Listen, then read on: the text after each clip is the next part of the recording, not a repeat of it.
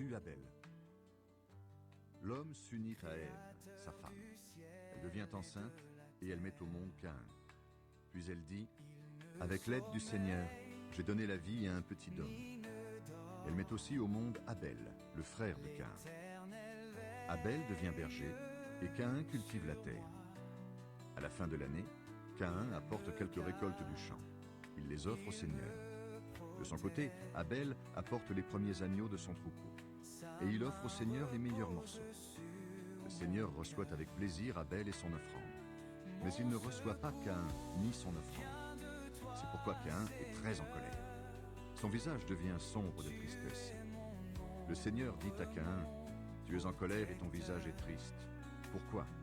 Si tu agis bien, tu peux te remettre debout. Si tu n'agis pas bien, le péché est comme un animal couché à ta porte.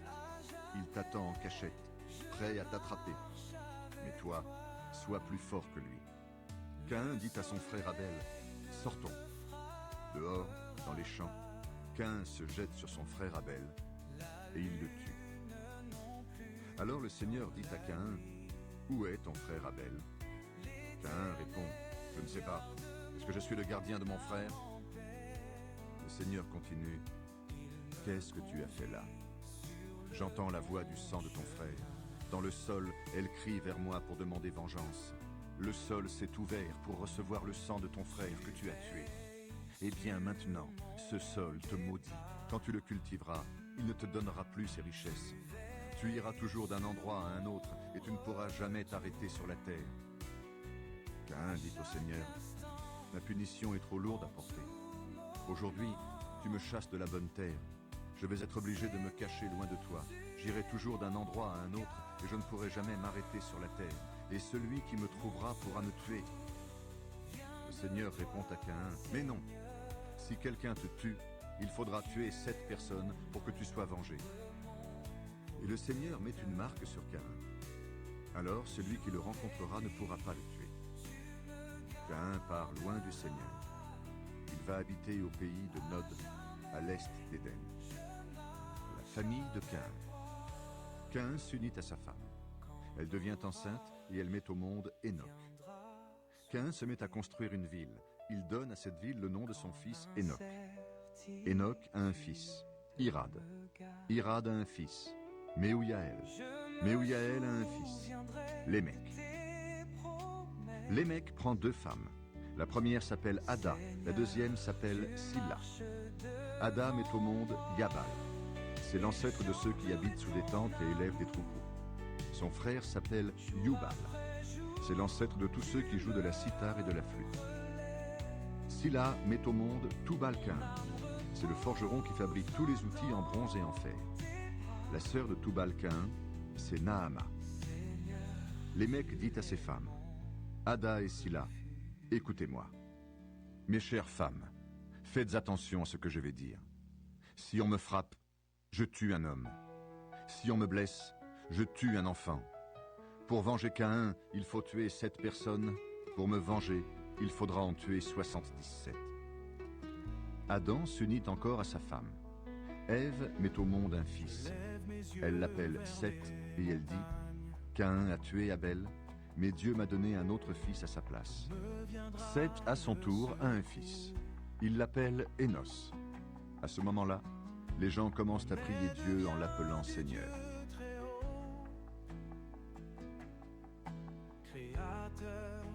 La suite des générations depuis Adam jusqu'à Noé. Voici la liste des enfants et des petits-enfants d'Adam. Le jour où Dieu a créé les êtres humains, il les a faits pour qu'ils lui ressemblent. Dieu les a créés hommes et femmes. Il les a bénis et leur a donné le nom d'êtres humains, le jour même où il les a créés. À l'âge de 130 ans, Adam a un fils qui lui ressemble vraiment. Il l'appelle Seth. Après la naissance de Seth, Adam vit encore 800 ans. Il a d'autres fils et des filles. Au total, il vit 930 ans, puis il meurt. À l'âge de 105 ans, Seth a un fils, Énos. Après la naissance d'Énos, Seth vit encore 807 ans. Il a d'autres fils et des filles. Au total, il vit 912 ans, puis il meurt. À l'âge de 90 ans, Énos a un fils, Kénan. Après la naissance de Kénan, Énos vit encore 815 ans. Il a d'autres fils et des filles. Au total, Énos vit 905 ans, puis il meurt. À l'âge de 70 ans, Kénan a un fils, Malaléel. Après la naissance de Malaléel, Kénan vit encore 840 ans. Il a d'autres fils et des filles. Au total, Kénan vit 910 ans, puis il meurt. À l'âge de 65 ans, Malaléel a un fils, Yéred. Après la naissance de Yéred, Malaléel vit encore 830 ans. Il a d'autres fils et des filles. Au total, Malaléel vit 895 ans, puis il meurt. À l'âge de 162 ans, Yéred a un fils, Enoch. Après la naissance d'Enoch, Yéred vit encore 800 ans. Il a d'autres fils et des filles. Au total, Yéred vit 962 ans, puis il meurt. À l'âge de 65 ans, Enoch a un fils, Mathusalem. Après la naissance de Mathusalem, Enoch vit 300 ans en suivant le chemin de Dieu. Il a d'autres fils et des filles. Au total, Enoch vit 365 ans. Il suit le chemin de Dieu pendant toute sa vie, puis il disparaît. En effet, Dieu l'enlève auprès de lui. À l'âge de 187 ans, Mathusalem a un fils, Lémec. Après la naissance de Lémec, Mathusalem vit 782 ans. Il a d'autres fils et des filles. Au total, Mathusalem vit 969 ans, puis il meurt. À l'âge de 182 ans, Lémec a un fils. Il l'appelle Noé en disant « Le Seigneur a maudit le sol. Mais ce garçon nous encouragera dans nos travaux et dans la fatigue que nous devons supporter. » Après la naissance de Noé, Lémec vit encore 595 ans. Il a d'autres fils et des filles. Au total, Lémec vit 777 ans, puis il meurt. À l'âge de 500 ans, Noé a 3 fils, Sem, Cham et Japheth.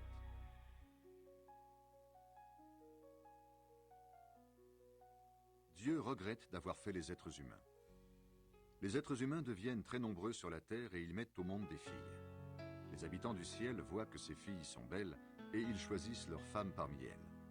Alors le Seigneur se dit, « Le souffle de vie que je donnais aux êtres humains ne restera pas toujours en eux.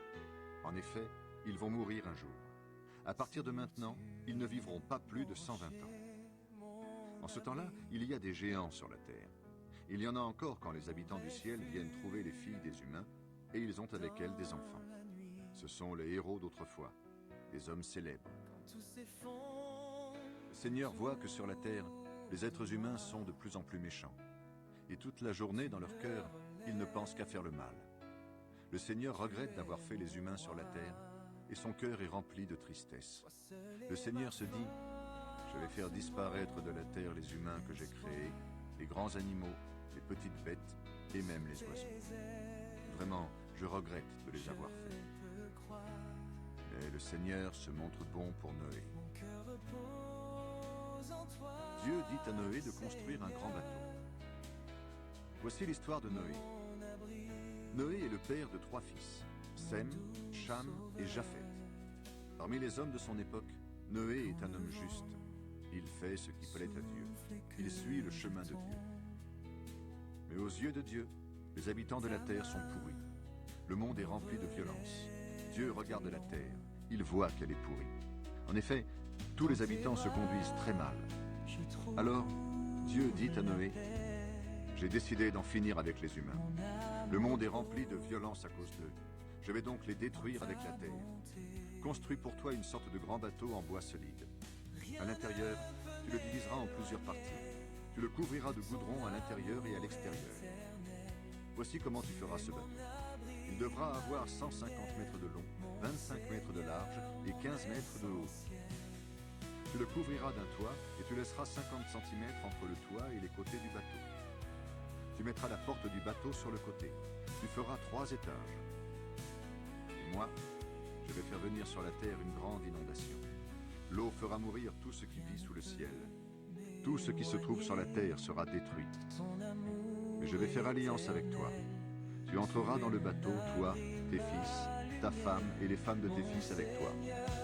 Tu devras faire entrer aussi dans le bateau un couple de chaque espèce vivante. un mâle et une femelle, pour les garder en vie avec toi. 2 animaux de chaque espèce, oiseaux, grands animaux et petites bêtes, viendront avec toi pour rester en vie. Et toi, prends toutes sortes de nourriture, mets-la de côté. Ainsi vous aurez ce qu'il faut pour manger, eux et toi. Noé obéit. Il fait exactement ce que Dieu lui a commandé.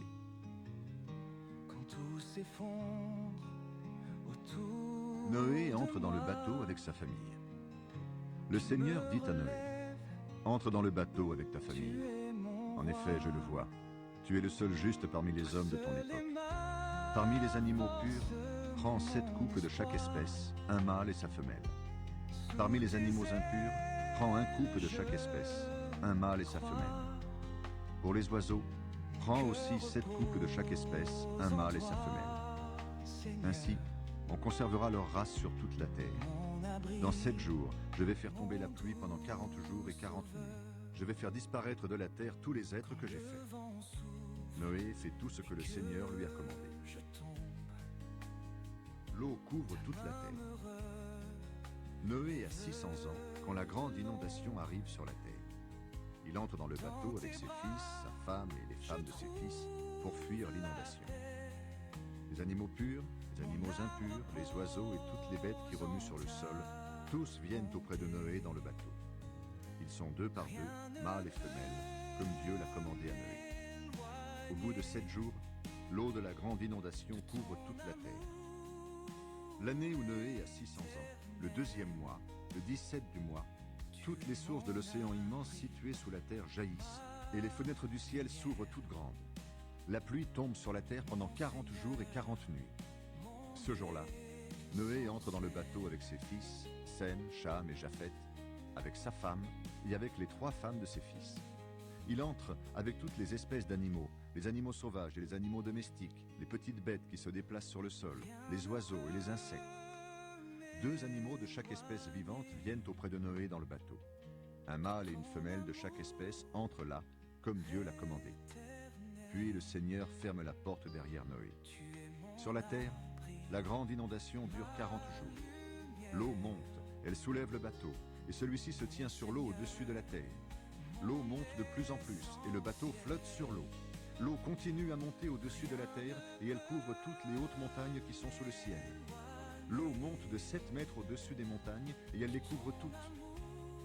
Alors, tous les êtres vivants qui se déplacent sur la terre meurent. Les oiseaux, les animaux domestiques, les animaux sauvages, les petites bêtes qui s'agitent sur la terre, et aussi tous les humains. Tous les êtres vivants qui ont un souffle de vie et qui vivent sur la terre solide meurent. Ainsi, le Seigneur fait disparaître de la terre tout ce qui vit. Les êtres humains, les grands animaux, les petites bêtes et même les oiseaux. Ils disparaissent de la terre. Il reste seulement Noé et ceux qui sont avec lui dans le bateau. Noé et sa famille sortent du bateau. L'eau monte au-dessus de la terre pendant 150 jours. Seigneur, tu es mon rocher. Dieu se souvient de Noé, de toutes les bêtes et de tous les grands animaux qui sont avec lui dans le bateau. Dieu fait souffler un vent sur la terre et l'eau commence à baisser. Les sources d'eau sous la terre ne coulent plus et les fenêtres du ciel se ferment. La pluie s'arrête et l'eau quitte la terre petit à petit. Le 7e mois, le 17e jour du mois, le bateau se pose sur les montagnes de l'Ararat. L'eau baisse jusqu'au 10e mois. Le 1er jour de ce mois, on voit apparaître les sommets des montagnes. Noé avait fait une fenêtre dans le bateau. Au bout de 40 jours, il ouvre la fenêtre. Il envoie un corbeau dehors. Celui-ci sort, s'en va et revient plusieurs fois. Il attend que l'eau sèche sur la terre. Puis Noé envoie une colombe dehors. Il veut voir si l'eau a baissé. Mais la colombe ne trouve pas d'endroit où poser ses pattes. L'eau couvre encore toute la terre. Alors elle revient vers le bateau auprès de Noé. Noé tend la main, il prend la colombe et il la fait rentrer dans le bateau. Noé attend encore 7 jours, puis il envoie de nouveau la colombe dehors. Vers le soir, elle revient auprès de Noé. Dans son bec, elle tient une jeune tige d'olivier. Ainsi Noé sait que l'eau a baissé sur la terre. Il attend encore 7 jours et il envoie la colombe dehors. mais elle ne revient plus. Quand Noé a 601 ans, le premier jour du premier mois, il n'y a plus d'eau sur la terre. Noé enlève le toit du bateau. Il regarde dehors, la surface de la terre est sèche. Le deuxième mois, le 27e jour de ce mois, la terre est complètement sèche. Dieu dit à Noé, sors du bateau, toi, ta femme, tes fils et les femmes de tes fils. Fais sortir aussi toutes les espèces d'animaux qui sont avec toi, tous les oiseaux, tous les grands animaux et toutes les petites bêtes qui se déplacent sur le sol, qu'ils remplissent la terre, qu'ils fassent des petits et deviennent nombreux. Alors Noé sort avec ses fils, sa femme et les femmes de ses fils. Tous les animaux, toutes les petites bêtes, tous les oiseaux, tous ceux qui se déplacent sur le sol, sortent du bateau par famille. Noé construit un autel pour le Seigneur. Parmi les grands animaux et parmi les oiseaux qui sont purs, il prend une bête de chaque espèce. Puis il les brûle entièrement sur l'autel en sacrifice pour le Seigneur. Le Seigneur respire la bonne odeur du sacrifice et il dit dans son cœur, « Maintenant, je ne maudirai plus le sol à cause des hommes. » C'est vrai, leur cœur désire faire le mal dès leur jeunesse. Mais je ne détruirai plus tout ce qui est vivant, comme je viens de le faire. Tant que la terre durera, on sèmera et on récoltera. Il fera froid, il fera chaud, il y aura la mauvaise saison, il y aura la belle saison. Il fera jour, il fera nuit. Ce sera toujours ainsi.